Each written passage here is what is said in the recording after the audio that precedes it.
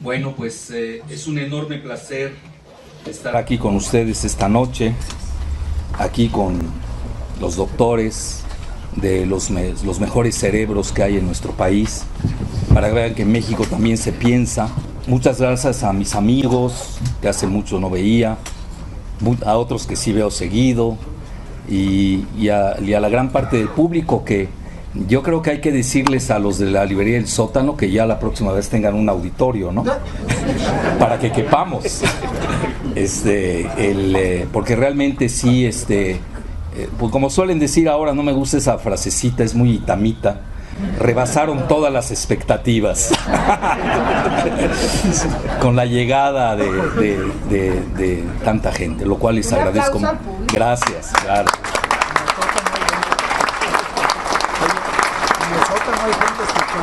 Sí, me están diciendo que en el sótano del sótano también hay gente escuchando. También los saludo desde aquí, ¿eh? Gracias, muy amables. Ya ven, para que vean que no era cuento. Y en la calle también hay, ¿no? Bueno, ya saben, miran, ante la tragedia humana que hoy vive el planeta, entre ellos el agua. Ayer ustedes lo vieron, México tuvo un día dramático. Elevaron las tasas de interés medio punto, 2 itamitas, por cierto. El peso, pues, en caída libre. Y nos habían prometido que con la reforma energética todo era Saving México, ¿no? ¿Se acuerdan la portada del Times? Saving México, ¿no? Etcétera. Es decir, aquí es muy fácil este sexenio leerlo. Bueno, como todos los neoliberales, hay que leerlo siempre al revés. Es botellita de Jerez, todo lo que digas será al revés. Entonces es muy sencillo, no hay que perder el tiempo. A veces me dicen, oye, ¿cómo le atinas? No, para empezar no le atino. Leo todo al revés lo que dice, pues ya te vas viento en popa. Esa es una. Bueno, luego, oigan, elevar medio punto las tasas de interés, eso frena el crecimiento de un país. 132,000 millones de pesos de recortes, 100,000 millones solamente para Pemex. ¿Cuántos desempleados van a haber? Vean, tomen la vida con sonrisa y tengan esperanza que esto no puede seguir, que va a tener un límite. Es decir, incluso dentro del propio gabinete ya hay fractura, eso no es ningún secreto. Cualquiera que lea cualquier columna de esas ilegibles se entera. Ya empezaron los golpeteos, etcétera, etcétera. Bueno, luego le dedicaré una frase especial a mi amiga Cristina Sada Salinas, ex del grupo Vitro, y hoy que está con nosotros, con los ciudadanos, lo cual pues tiene un valor muy, muy fuerte, porque pues ahí también se juegan intereses, ¿no? Hoy estamos hablando, dije, tenemos que irnos tranquilos. En México no están acostumbrados a la crítica. Yo, por ejemplo, tengo ese defecto, me deformé en el extranjero, leo diario los periódicos, incluso de Estados Unidos, de Gran Bretaña, etcétera, y leo críticas. Y en México soy un desadaptado, lo tengo que entender, me acuesto a la 1 leyendo la prensa británica, me despierto y vivo en México, ¿no? Y no puede uno criticar igual, ¿eh? Aquí molesta. No estamos todavía acostumbrados. Creen que la crítica es un anatema contra el gobierno, cuando la crítica al revés, sobre todo la cartesiana, es que, como decía el doctor Montoya, no es solamente todo el movimiento del cogito ergo sum de Descartes, la crítica cartesiana, era antes de pensar, era dudar, era dubitat, cogito o cogito, los franceses decían cogito, yo tuve maestros franceses, ergo sum, suena mejor cogito, si no se mete uno en lío. Y luego con Vladimir Putin, ya te acabas en líos geopolíticos, eróticos. Bueno, entonces a lo que quiero llegar es de que se duda, se piensa, entonces existe. Es decir, no se puede pensar si no se duda. En México no nos dejan dudar. A mí se los digo abiertamente, estar aquí hoy de veras es un milagro. Muchos me dicen, oye, te arriesgas mucho. A mi esposa le encañonaron 3 guaruras, los mandó Jorge Castañeda Gutmann. Me lo dijeron la Secretaría de la Defensa. Aquí tengo un general amigo mío. Pero no tú me lo dijiste, tú sabes, nuestros cuates, ¿no? Arriba, nos los dijeron. Y todavía me dice el general, que peso pesado, me dice, oye, sí te respetan, ¿eh? Oye, ¿por qué dices eso? No, a otra lo hubieran matado. Bueno, pues muchas gracias, general. De veras que sí me quieren, ¿no? Pues, ¿qué hago, no? No, pues sabe la clase de gandalla que es este Castañeda, ¿no? Entonces, es decir, no es fácil hablar en México. Y luego ahorita yo soy motivo de persecuciones, se los digo abiertamente. Ustedes me ven feliz, contento, porque sé asimilar los golpes, ¿no? Y ya uno agarra resistencia en el caminar, ¿no? Ya entablé 6 demandas por espionaje telefónico. Todavía no hago un escándalo internacional. Ahora le voy a pedir a mis amigos diputados, ¿no? A ver que si nos apoyan. Dices, no puede ser que estén espiando a los ciudadanos, a los que molestamos. Y luego con uno de ellos, que es el plumero de Videgaray, abiertamente lo digo, ¿eh? Digo, ya saben, si me matan saliendo aquí es Videgaray, ¿eh? Se le cae la presidencia. No, ya no llega a presidencia. Quiere irse a Edomex, imagínate. Ya que es el gobernador, competir. Bueno, ¿para qué digo con quién? Entonces, lo dejo así. Me dice, no, pues es una cosa de la Secretaría de Hacienda, directamente. Entonces, para que vean ustedes, no es fácil un gobierno. Yo creo que son gobiernos medievales, muy primitivos. No entienden que la crítica, más allá de Descartes, del siglo XVII, hoy la crítica del siglo XXI ha variado mucho. Hoy no estamos en castillos feudales, hoy tenemos una intercomunicación bárbara. Vean, yo no tengo publicidad, no salgo a Televisa, gracias a Dios, lo cual es maravilloso. Vean, ahí nos movemos, estamos muy bien. Obviamente se van a ir contra nosotros en las redes. A mí ya me están persiguiendo en las redes. Cuando llegué a 60,000 en 6 meses de seguidores, pues se me fueron encima. Yo con 10,000 no necesito más. Pero tiene efecto multiplicador, que puede llegar a 1 millón, a 10 millones. Es bárbaro. No tienen ustedes en cuenta, ni idea, el poder que cada uno de ustedes tiene, y menos saliendo de aquí, las redes de rescate de este nuevo México que tienen ustedes en sus manos.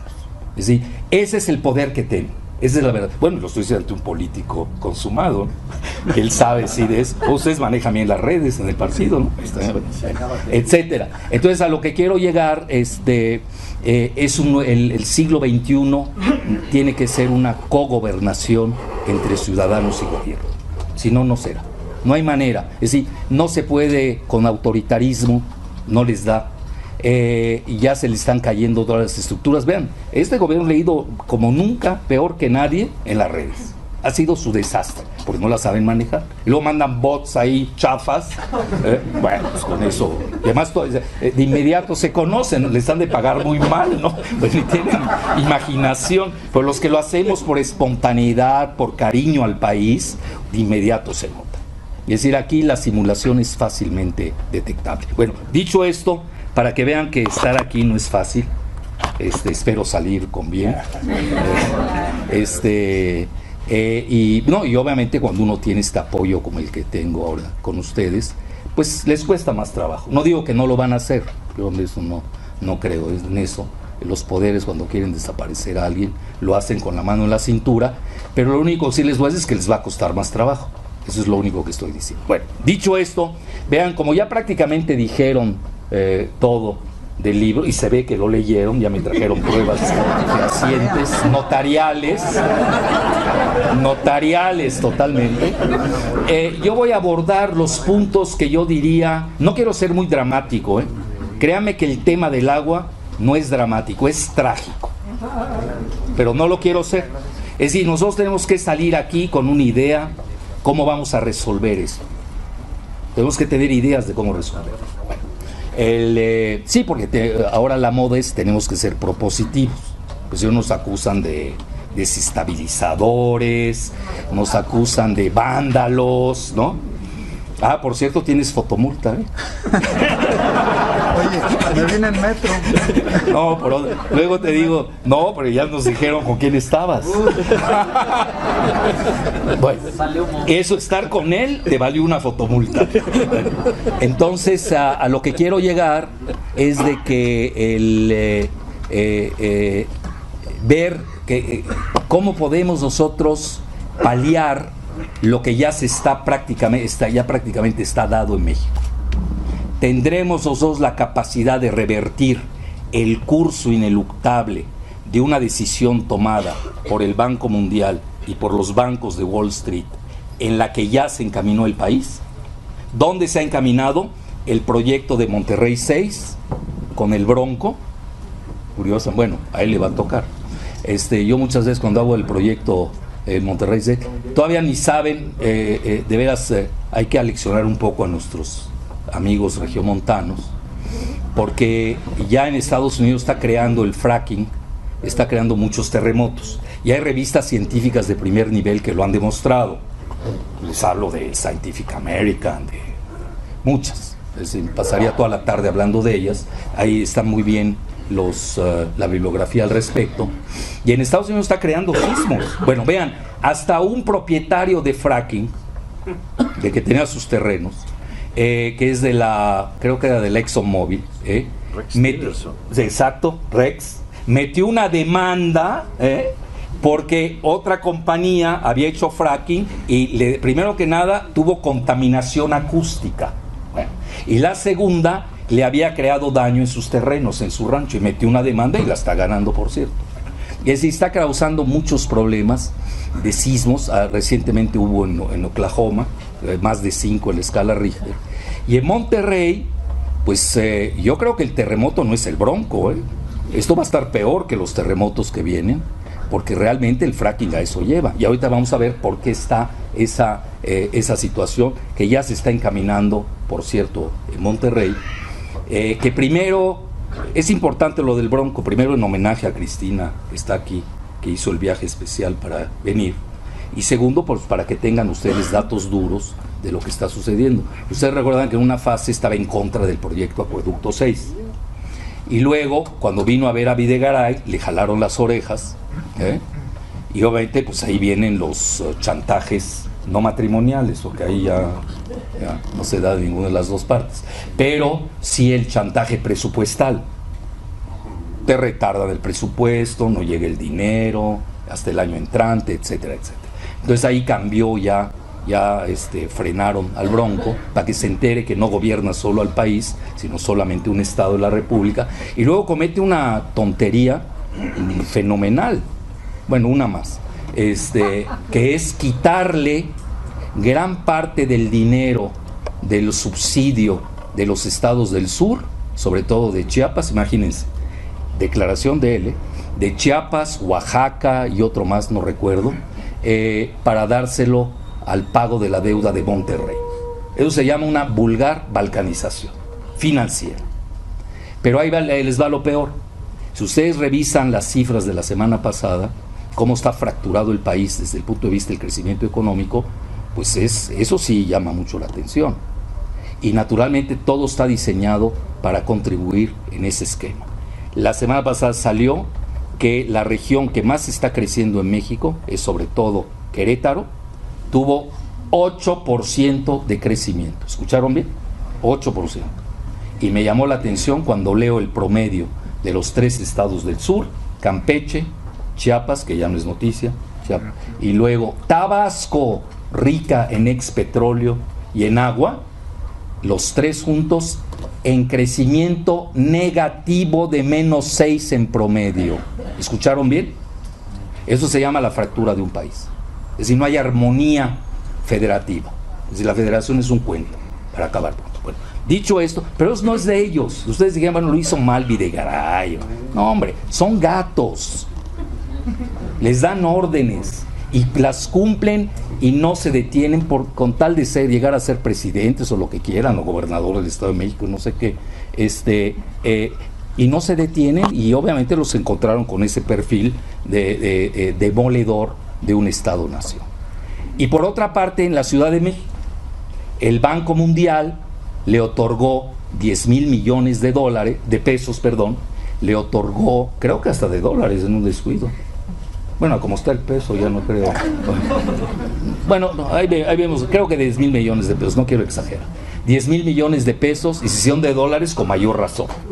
Le entregaron a la Ciudad de México, lo cual puso entusiasta, él lo comentó, a Mancera. Yo nunca lo he visto entusiasta, pero dice que en esa ocasión estaba entusiasta, porque le digo, bueno, ¿esto para qué es? La privatización del agua. Está diseñado. Bueno, entonces ya sí les quería dar, es decir, nos afecta a todas estas consideraciones. Entonces quiero ir a las cuestiones prácticas, más que hacer mucho hincapié en algunas cuestiones que dice el libro, pero sí les quiero comentar algo de que, como ya también lo comentó el doctor Ibarra Palafox, el doctor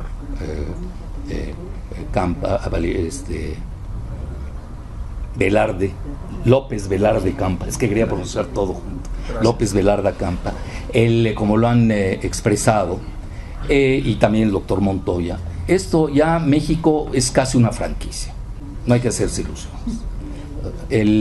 Yo creo que tiene más poder un gerente de Oxxo en Oklahoma que el presidente en turno en México. Se los digo abiertamente.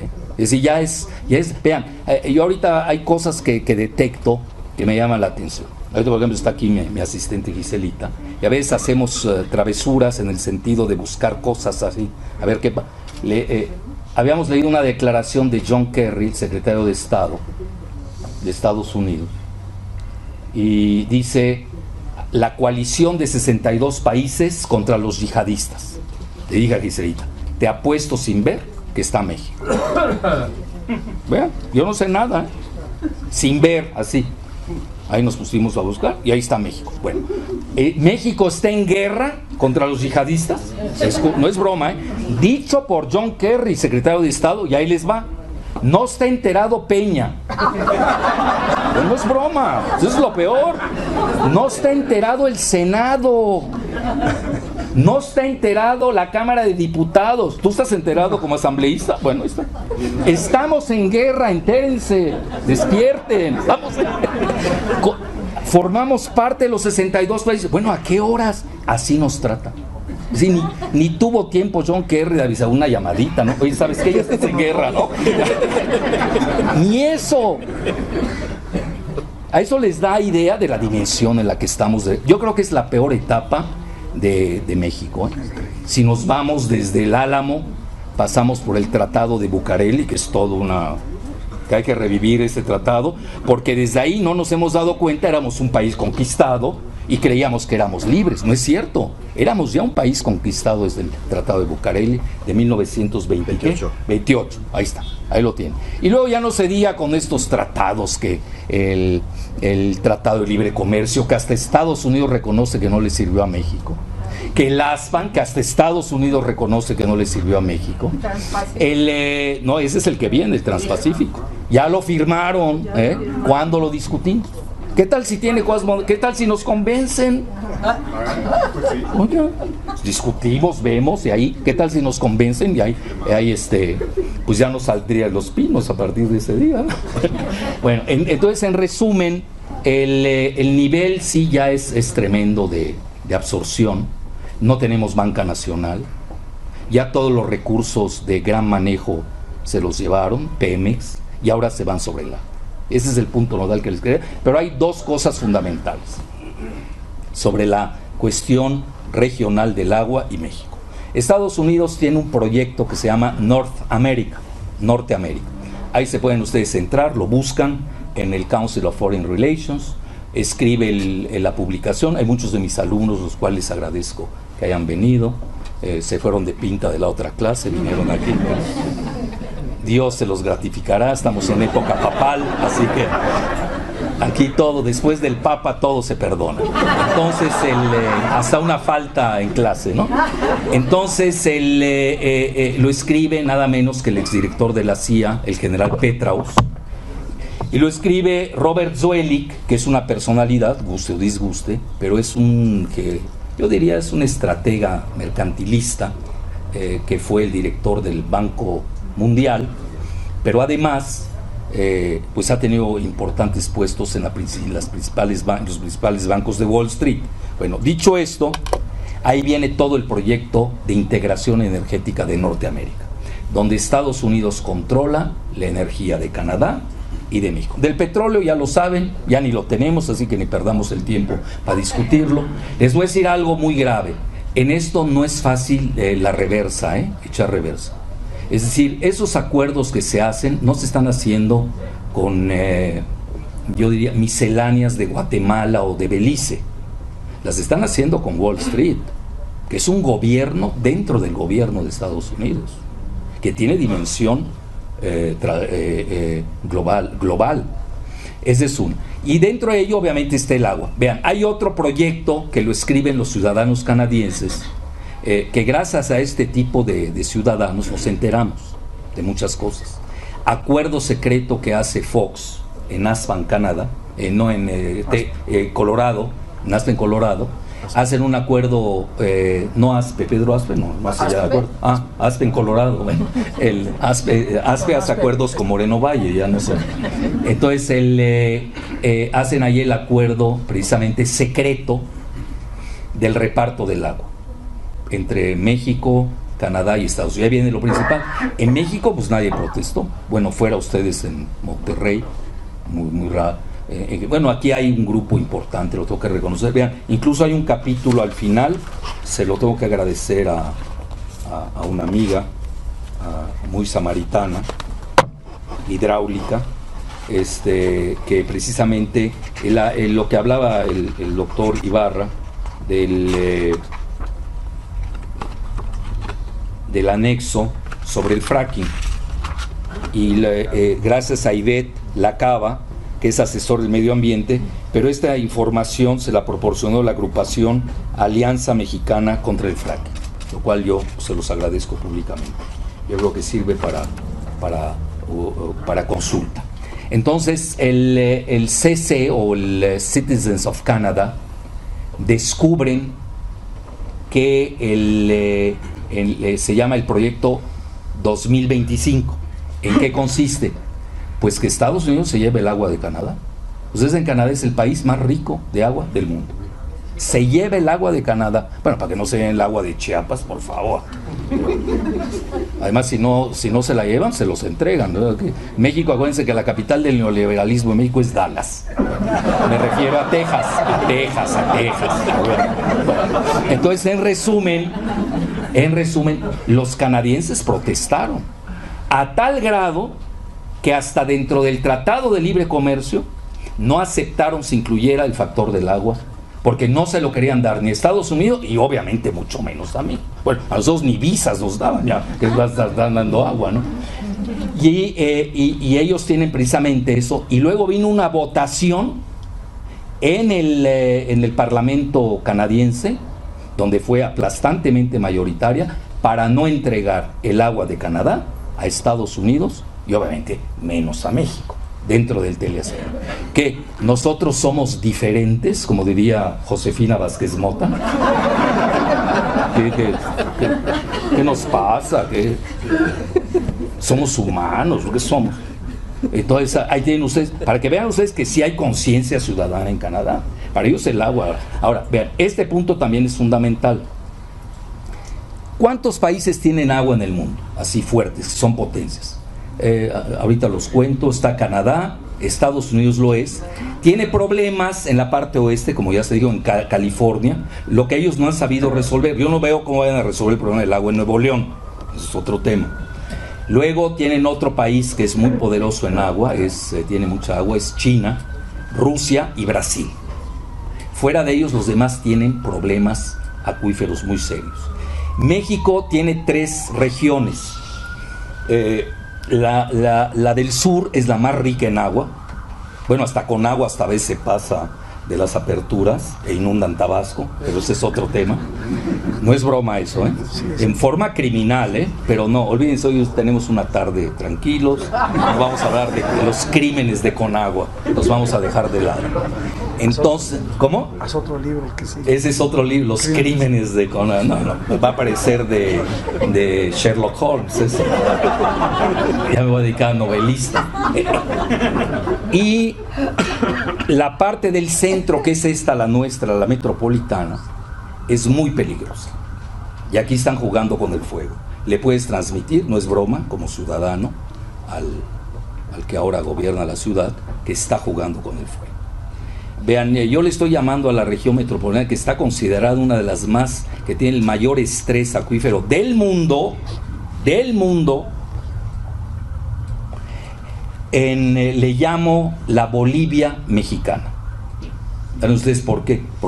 Porque me van a perdonar, con todo mi respeto, yo he ido a dar conferencias ahí, conozco la región, no hablo viendo fotos o algo así, he ido en persona, a Ciudad Neza, a Chalco, Chimalhuacán, vean, hasta de memoria me lo sé, Iztapaluca, a Texcoco no me invitan porque ahorita está otro grupo, etcétera. Y obviamente Iztapalapa, nada más que esto colinda, ¿no? Sí, pero ahí estamos hablando, hay entre 10 y 15 millones de habitantes, y se parecen más a los de Bolivia que a los contestatarios de Canadá o de Francia o de Alemania. Me van a perdonar. Por eso yo hablo de la Bolivia mexicana. ¿Y por qué razón? Bueno, ¿qué sucedió en Bolivia? Pues sucede que en Bolivia hacen 2 experimentos neoliberales. En uno tuve la culpa de que no cuajara. Porque no, les voy a decir, pues casualidades del destino. Pues yo siempre he escrito, ¿no? Veo, pienso, luego existo. Entonces aquí cobro. Al final cobro. Entonces, ¿qué sucedió? Estaba yo en Tarija, en el sur de Bolivia, dando clases, antes de que entrara Evo, y me toca el gasoducto que iba a hacer Fox. Iban a sacar el gasoducto neoliberal de la zona muy rica de gas en el sur de toda la zona de Santa Cruz, Tarija, y el problema era por dónde salía. Ya saben que el problema de Bolivia es que no tiene salida al mar. Pues decidieron que por Chile, porque pues era neoliberal. Vean qué bonito, lógica, ¿no? Era neoliberal, ergo pasa. Los neoliberales entre sí se entienden. El acueducto a gasoducto neoliberal. Bueno, algo sucede que se les cae, y luego Fox, porque ese gas lo iban a licuar, lo iban a transportar hasta, primero aquí a México, a Lázaro Cárdenas, y de Lázaro Cárdenas a San Francisco, toda esa área. Pues yo agarro, en mi inocencia que siempre he tenido, primigenia, me entero, pues uno se entera, pues no hay otra cosa que hacer. Ahí, bueno, era enterarse que se produjo de gas y que no se produjo de gas. Y hago un artículo y parece que destapé un secreto. Yo ni enterado, se los digo, así fue sin dolo, ¿no? Como dirían hoy los abogados. Bueno, ahí se le cayó a Fox el primer gasoducto neoliberal. Y ahora vino el segundo, era privatizar el agua. Privatizan el agua en Cochabamba, que si alguien de ustedes conocen bien, Bolivia, divide a 2 al país. De hecho, en realidad hay 4 Bolivias, pero vamos a dejarlo ahí, que divide a Cochabamba en 2. Imagínense una región de indígenas, donde estamos hablando de 65% de indígenas. Por eso se parece un poco. Acuérdense que la región esta de Iztapaluca, la mayoría vienen de Oaxaca. A veces el corredor oaxaqueño es muy importante. Entonces, y hay mucho parecido en costumbres y en otras cosas. Entonces ahí, en ese momento, cuando intentan privatizar el agua, se les ocurre dentro de la ley, no, en serio, no crean que es broma, a mí me cuesta mucho trabajo hacer este comentario, porque a veces no lo creen, ni yo lo creí cuando lo leí. Iban a cobrar el agua de lluvia. ¿Ustedes lo pueden creer? Y bueno, aquí la ley Korenfeld, requiere eso. Va en eso, ¿eh? Es decir, ya tienen sus equipos de almacenamiento de agua. Así, ¿cuánta agua te cayó? Ahí te va el medidor y para qué les cuesta. Otra fotomulta, ¿no? Fotoagua, ahí les buscamos un nombre inteligente, ¿no? Ahí les meten otro, y que si no pasó, eso es otra cosa. El medidor va a decir tanto. Y obviamente en Bolivia, en Cochabamba, se armó una revolución, se cayó el gobierno neoliberal. No estoy dando ideas. Yo lo único que hago es ubicar lo que pasó en Bolivia. Y en ese momento, pues es cuando llega Evo Morales al poder, que dura 10 años y ahí les va. Evo Morales ha hecho todo lo contrario no estoy diciendo que ese modelo sea el óptimo, ni estoy diciendo que este sea el peor, no estoy diciendo tal cosa. Lo único que estoy diciendo es que cada país tiene su propia circunstancia, su sincronía, su ritmo, su fase con la historia, su desarrollo. Es decir, no podemos comparar diferentes fases entre países desiguales. Ese fue el grave defecto de todos los tratados que hemos hecho con Estados Unidos, sobre el Tratado de Libre Comercio. Es decir, no se puede unir comercialmente un país postagrícola, desmantelado industrialmente, con un país que está en la robótica, la nanotecnología y está en la posttecnología. Pues ¿qué va a pasar? Pues es darwiniano, te van a comer, te van a despedazar.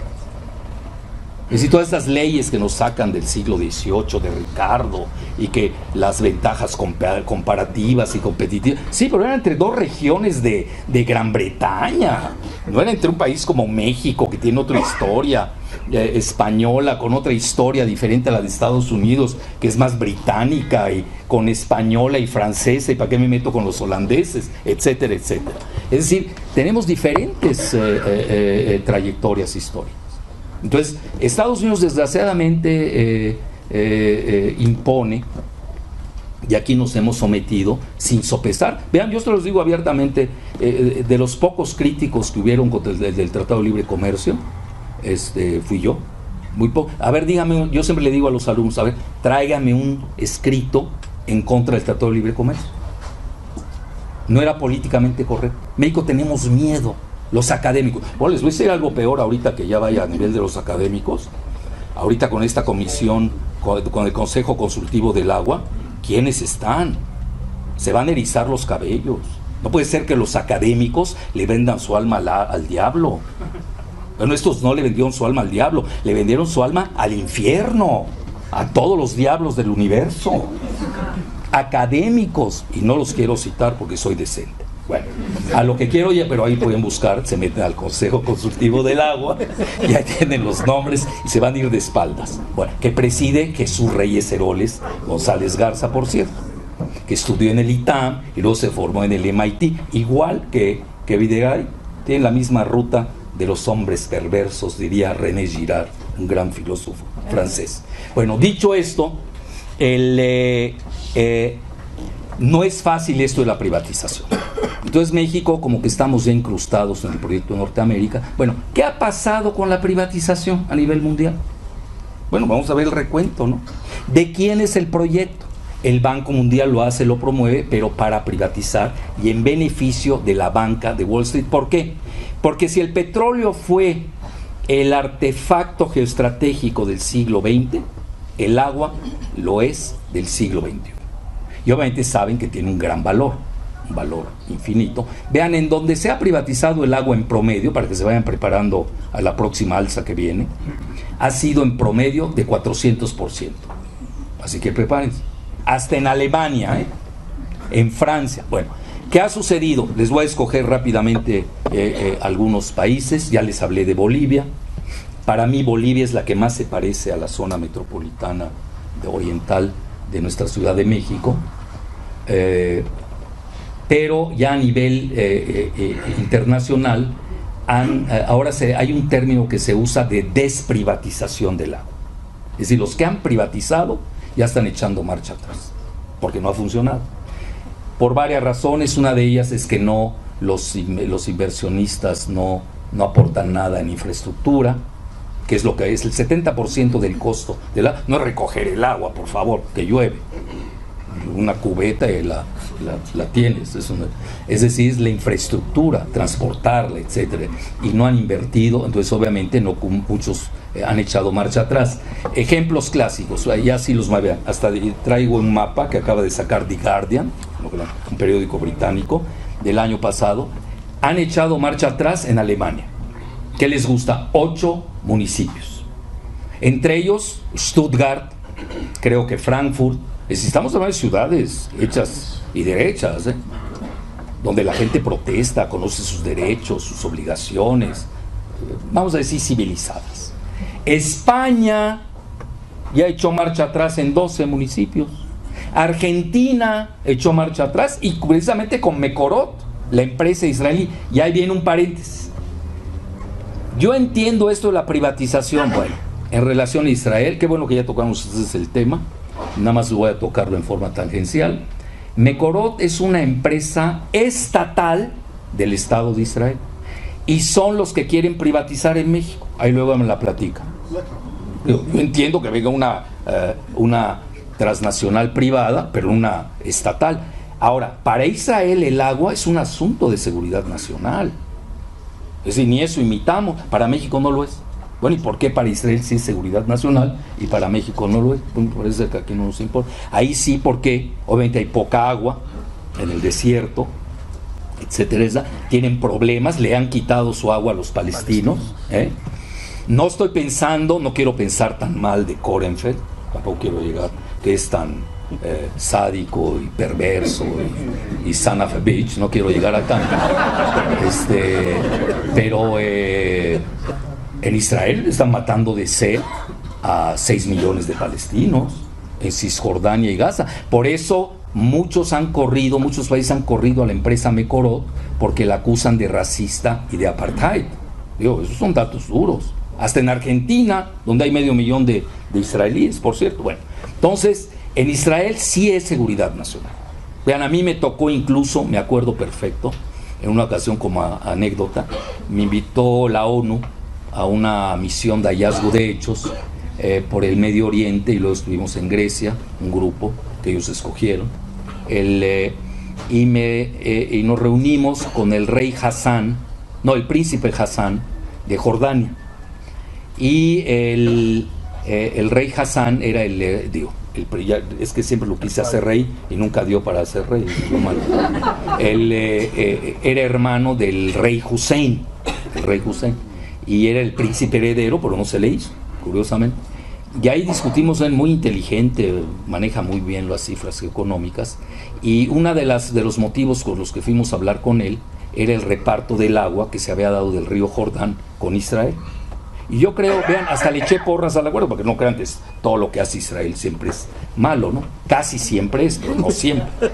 Entonces, y nos gustó, nos convenció la manera en que Jordania habían repartido la cuestión del río Jordán. Entonces, para que vean que sí se pueden hacer acuerdos incluso entre enemigos y vecinos. Pero Israel no deja de quitar el ojo en los ríos de los países vecinos, como es el Líbano, es el río Litani en el sur, donde está Hezbollah, y ahí estamos hablando de geopolítica pura del agua y guerras globales del agua.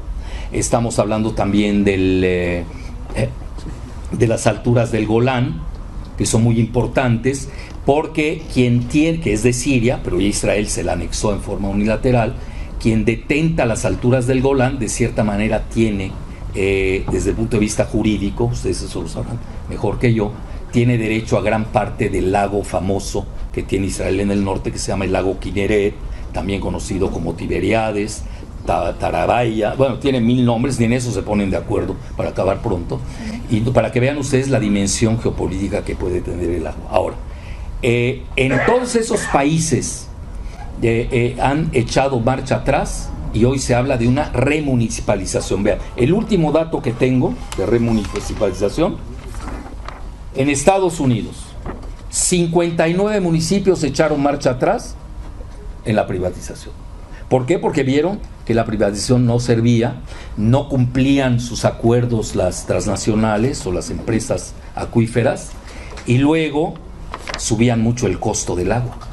Y obviamente ustedes saben que eso es una bomba a nivel social. Por eso yo, de nueva cuenta, yo creo que ese debe ser un tema lo digo respetuosamente, para el jefe de gobierno de la hoy Ciudad de México, que no tome esto, que está bien que escuche con un oído izquierdo al Banco Mundial, que reciba con la mano izquierda los 10,000 millones, pero que nos dé los otros, que escuche con el otro oído, si es que tiene, si no le afectó cuando lo operaron, que escuche con el otro oído, pues de que habemos ciudadanos que no queremos que arda Troya, ¿no?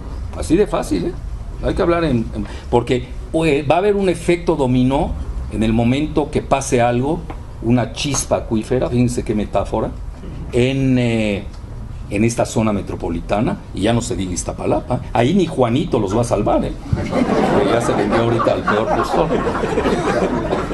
Y luego vean, Francia, que es la que andaba detrás de las privatizaciones del agua, ya echó marcha atrás. Ya estamos hablando 49 municipios, bueno, etcétera. Ahí tengo todo un mapa. Desgraciadamente esto acaba de salir, pues obviamente no lo puse en el libro, pero sí quise hoy compartirlo con ustedes. Bueno, ya para casi finalizar, el factor del agua a nivel geopolítico también tiene dos características. Una, en efecto, todo lo que es África del Norte, la región de Yemen, Somalia, el Cuerno de África, llegando hasta la India y Pakistán, se le conoce como el arco de la crisis en geopolítica, y curiosamente es la región más estresada de agua del mundo. Pero sí, no estamos hablando de cualquier lugar. Subcontinente indio, estamos hablando que vive la tercera parte del género humano. Súmele Bangladesh. Curiosamente, Bangladesh, hasta el problema que tiene es que se inunda de los ríos, no sabemos manejar el agua. Entonces, hasta ahí yo dejaría esta parte geopolítica.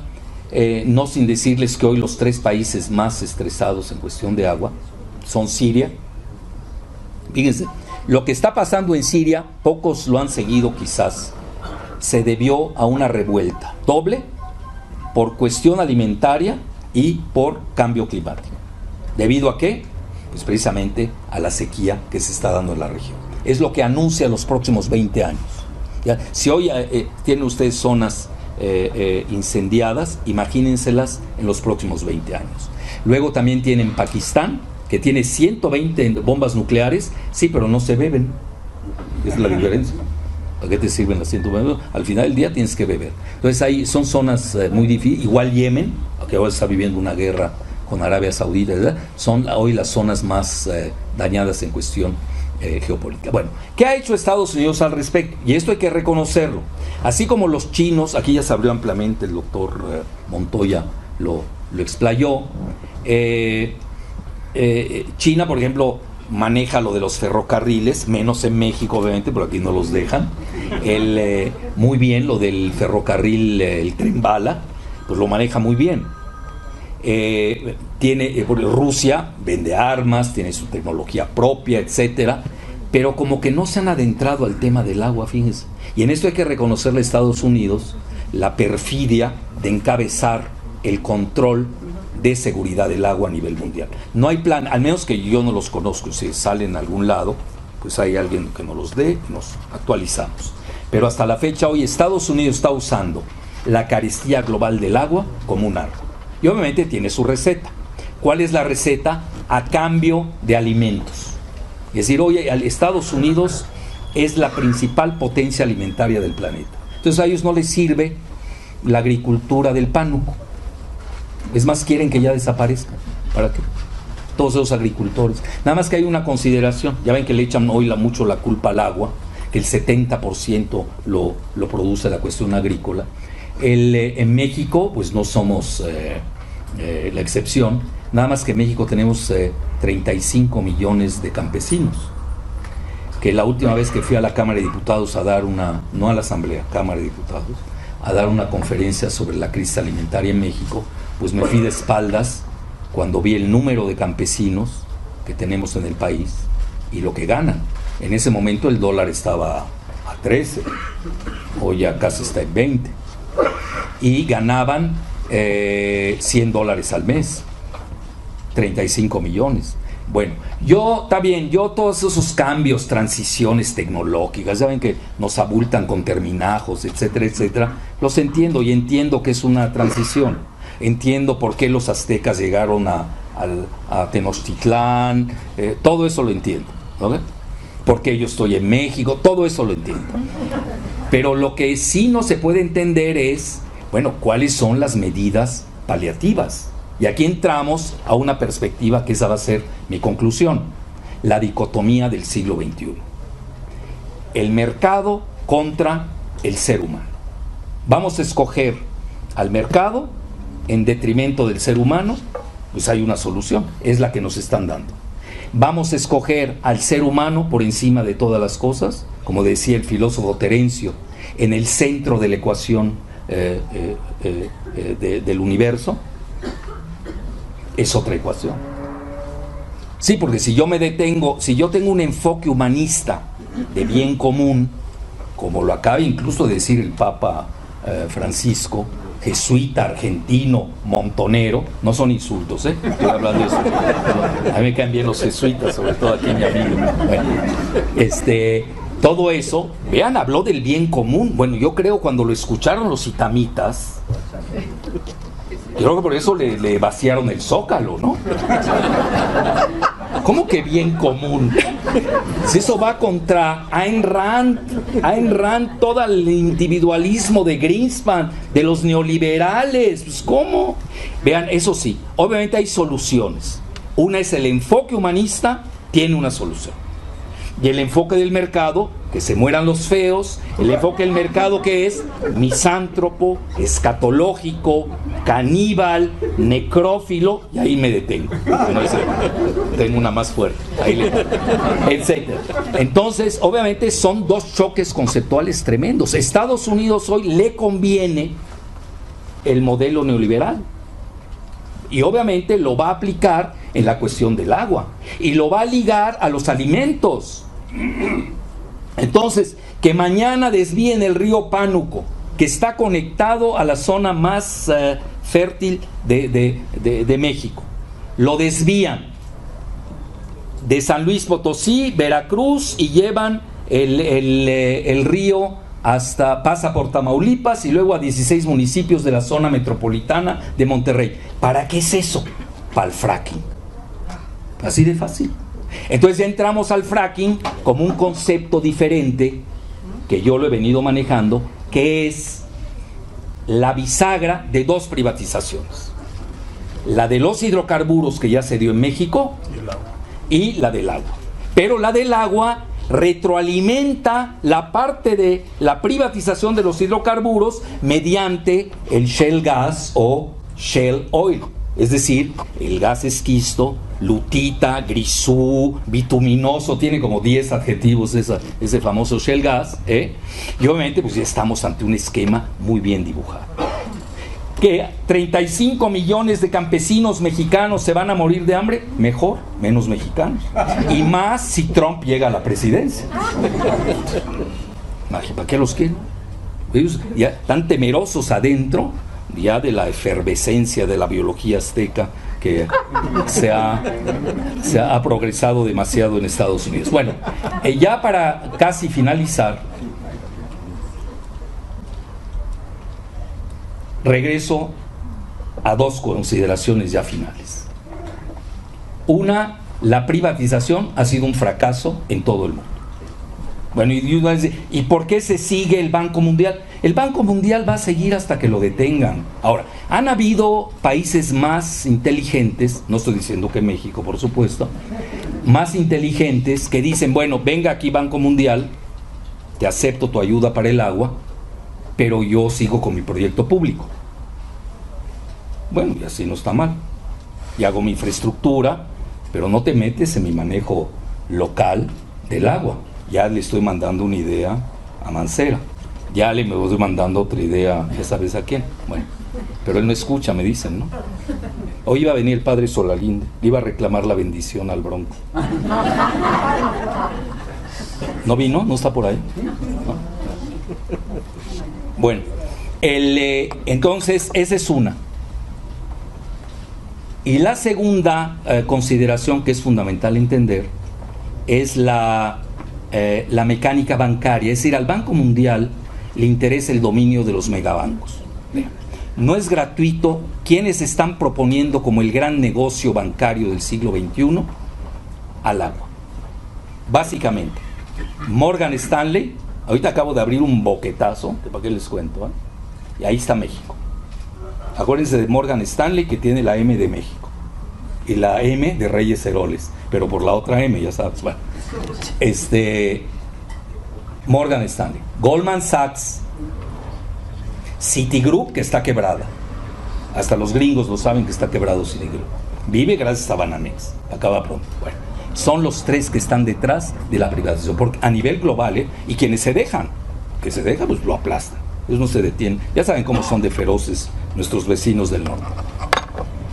Resulta que en México se creó un consejo consultivo del agua vean, dentro de ellos, lo tengo que reconocer, tengo a varios amigos, y no, oigan, no quiero acabar teniendo a todo México de enemigo tampoco.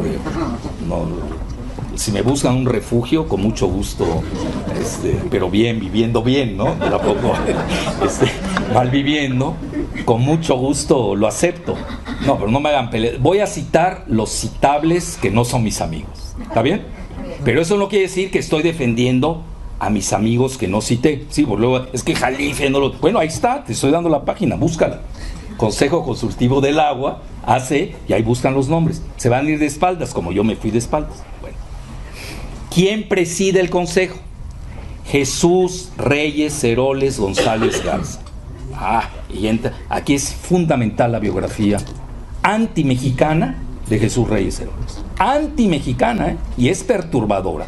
Desde el 2001, obviamente, él fue quien inicia la privatización de Pemex, en un infame documento que se llama New Horizons, Nuevos Horizontes, que publicó con el ITAM, la Universidad de Austin, y una cosa que se llama CEDAC o CADAC, ¿no? De este cuate SIDAC, con Luis, que es Rubinsky. Él se cambió el nombre, ¿no? Cree que va para que parece ya indígena, ¿no? Es Rubinsky, su papá era urólogo. Bueno, ya no, mejor no nos metamos en Honduras. Desde luego voy a acabar hasta intacto prostático, ¿no? Entonces, en resumen, viene ahí ese documento, y ahí viene, desde el 2001, inmediatamente después, al 11 de septiembre.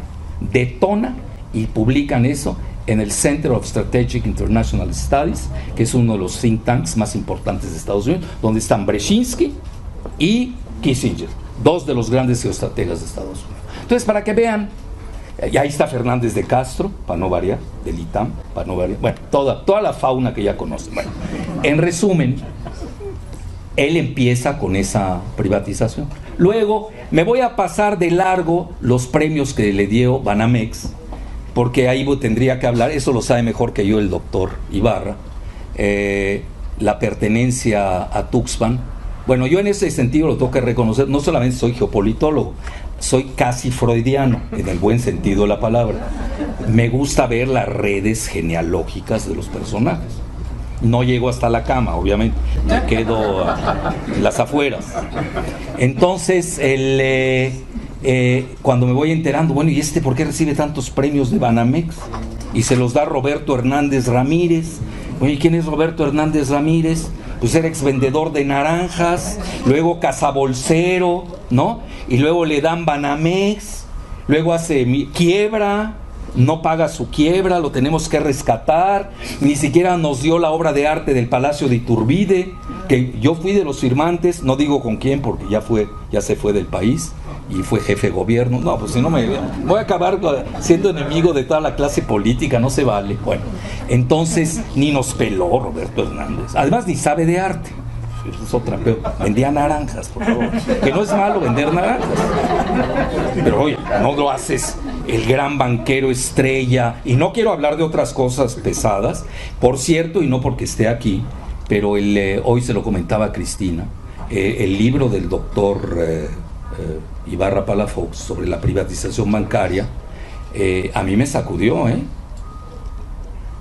mis iconos me los derrumbaste, ¿eh? No, man. Esa reunión de Sánchez Navarro con el que en paz descanse, no. ¿Cómo se arma la negociación de que Salinas pudiese gobernar? Esa parte es fenomenal. Y ahí tienen ustedes toda una serie de datos que da, porque además no lo dejaron, ¿eh? Cárcel te boicoteó, ¿no? Fue Cárcel. No le querían dar los documentos. Pero él es abogado, pues no le cuesta. Imagínense yo, pues tengo que buscar abogado, me cuesta. Tú tienes esa ventaja, ¿no? Sabía dónde preguntarlo, se equivocaron, les dieron pidió unos y le dieron otros en la cambio, y eran peores los que...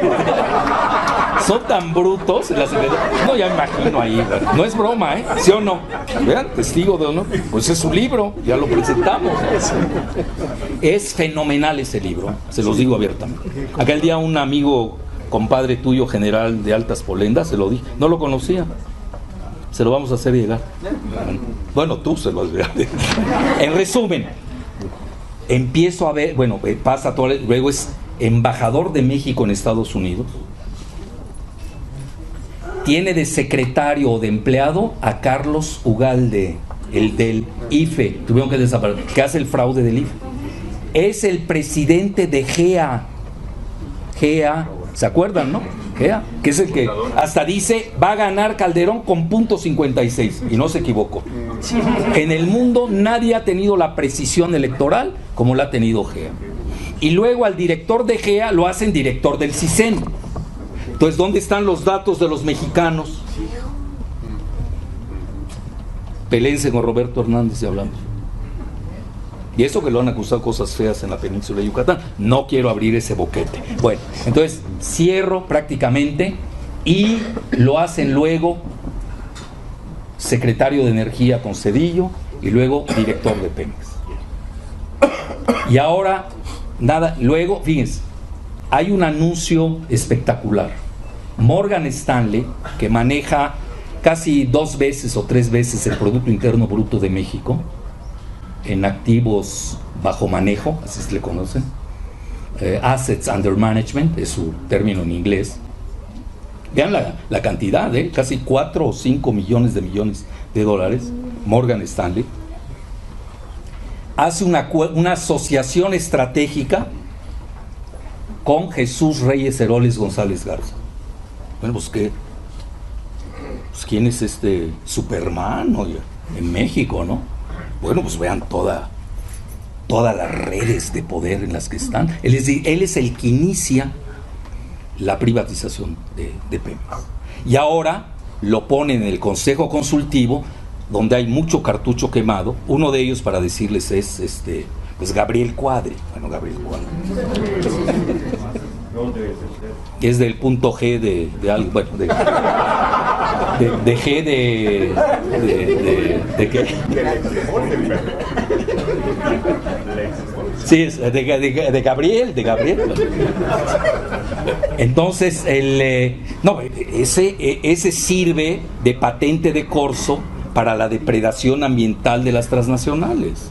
Por favor, lo sabe cualquiera. Luego están otros, no los voy a nombrar, académicos de prestigio que le vendieron su alma a los infiernos. Y luego, obviamente, el que le acaban de dar la Belisario Domínguez. Antes se privatizaba y no les daban medallas. Ahora hasta les tienes que dar medallas por privatizar. Ese es el México moderno. Bueno, en resumen, ¿esto qué significado tiene? Que se van con todo en la privatización del agua. Digo, no hay que equivocarse. Es decir, esa es la parte más feroz. Y ya, para concluir, ahora sí de veras, yo creo que mejor leo la frase porque si no me voy a tardar. Es lo único que voy a sacar del libro. Vean, a mí esto del derecho humano, en México últimamente somos muy dados a hablar de derechos humanos, aunque no se respeten, pero nos encanta, es que es derecho humano, ¿no? Cualquiera, hoy es la moda nacional, ¿no? El instituto, ¿no? Que ya tuvimos un abordaje y todo era derechos humanos, ¿no? Ahí en el estudio, bueno, son modas, ni modo, hay que pasarlas. Para mí el asunto del agua rebasa la cuestión del derecho humano. No es un derecho humano. Porque en México ya ven, la ONU maneja entre 50 y 100 litros al día por persona. En México la ley Korenfeld, porque no es humano, maneja 50 litros. Es decir, nos baja. ¿Cómo puede ser que un país sediento, por qué no usaste los 100 en lugar de los 50? No, lo redujeron a 50. Entonces realmente el problema de eso es de que hoy que está manejando este Consejo Consultivo, porque hay que leerlos, porque hay que tumbarles sus argumentos. Vean, yo aquel día tuve bueno, estuvimos Alberto y yo con ¿cómo se llama? Rompevientos, ¿no? Sí, en televisión abierta. Invitaron a los de Conagua, invitaron, ¿a quién más invitaron? Al Congreso, nadie fue, porque siempre les ganamos los debates, esa es la realidad. No, sí, es de fácil. Nos tienen pavor. No, iba Jalife, bueno, menos.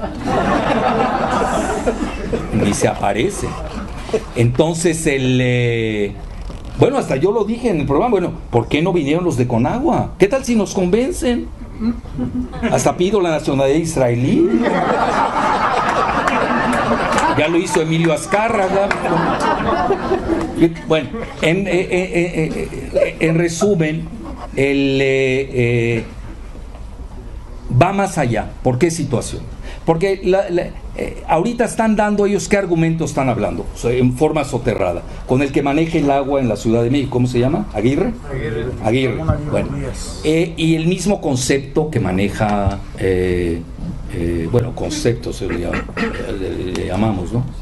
Reyes Heroles. Que por cierto, su hermano, Federico, está en la Comisión Nacional de Hidrocarburos.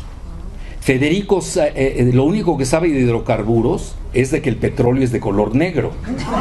Fuera de eso no tiene ni idea de qué es el petróleo y se avienta $500,000 al mes por no saber de petróleo.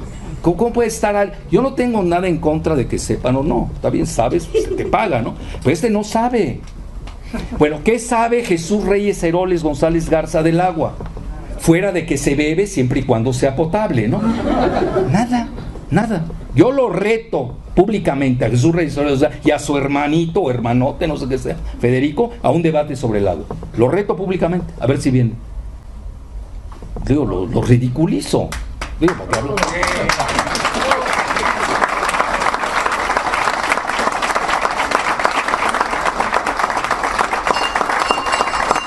Y ahorita están armando sus debates, pero que no vaya Alberto Montoya, que no vaya Jalife, así como los que hacía, bueno, ¿para qué digo que eran los mismos, ¿no? Siempre y no fuera la oposición, ¿no? Y la mesa, pues dicen lo mismo, ¿cuál es la gracia?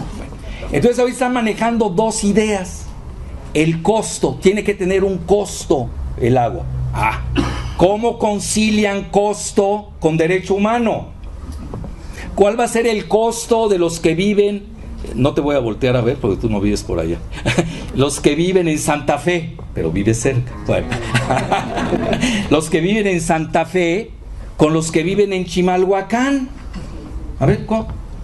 ¿Va a haber discriminación? ¿Cómo le van a hacer? ¿Van a haber subsidios? ¿Vamos a entrar a un electoralismo del agua? ¿Te subsidio siempre y cuando votes por mí? No, ¿y para qué ya abrimos un boquete ahí en eso del derecho humano? A mí no me está gustando, se los digo a verdad. Yo, a mi juicio, yo creo que sí hay que dejar ciertos sectores a la empresa privada que no lo sabe hacer la gestión pública.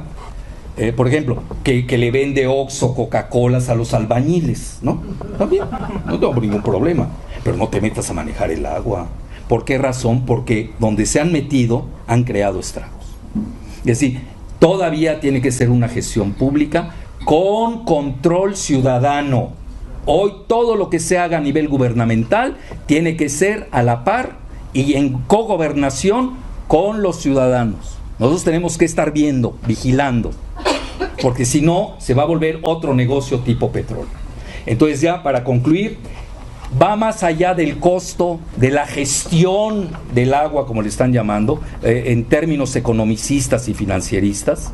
La responsabilidad financiera, ahorita es el nuevo terminajo de Reyes Heroles, responsabilidad humana, que rebasa la responsabilidad social. ¿Por qué? Porque el agua, en un concepto biosférico de unicidad del planeta, como lo manejó Vernadsky, uno de los grandes genios del siglo XX de la geoquímica rusa, el agua no es ni siquiera un derecho humano. El agua forma parte de las 3/4 partes de nuestro cuerpo. 75% de nuestro... Mañana van a vender hasta cadáveres para sacarles agua. Bueno, van a decir, oye, qué bárbaro, qué futurista es Jalife. Los conozco, sé cómo se manejan. Oye, se andan... ¿Para qué les cuento? Yo fui médico, yo sé qué hacían con los cadáveres, con las placentas. No me hagan hablar, por favor. No me hagan hablar. Bueno, dejémoslo ahí. Si no voy a poner a hablar más allá de la placenta. Entonces, en resumen, el agua es un derecho de supervivencia. Ya no es un derecho humano. Porque un derecho humano lo van a mercantilizar. Mañana hasta van a vender acciones tipo el dióxido de carbono, los van a estar cotizando en bolsa y hacer trueques. A ver, no bebas agua, ¿cuánto vale? Dame tu derecho humano, te lo compro, ¿no? Y ahí te va. Así, es que es la lógica de ellos, no crean que es bueno o malo. Entonces aquí ya entramos a esta dicotomía final. Si tenemos la lógica del mercado, lo que están haciendo todos los neoliberales hasta la fecha, ese es el camino que tienen que usar para maximizar sus ingresos. Pero si estamos hablando del ser humano, por encima de todas las cosas, como centro de la creación, al unísono de los otros seres vivientes, obviamente tenemos que adoptar una medida humanista. Y concluyo con esta frase, si me la permite. ¿Sí tengo tiempo la frase? ¿Sí? O si no, salimos a la calle y ahí No está larga, no está larga. Bueno, es en el preámbulo. Fíjense que este pensamiento lo tengo, para que vean que no es novedoso, desde el año 2000. Desde el año 2000 vengo manejando. Y vean, cuando yo manejé el término derecho de supervivencia, créanmelo, no gustó. Bueno, hasta la fecha no gusta, no los veo entusiastas con el derecho de supervivencia. Están felices con el derecho humano, está bien, está bien. Pero si lo digo en inglés, lo sacudo, fíjense. O digo, survival rights. ¡Qué bárbaro!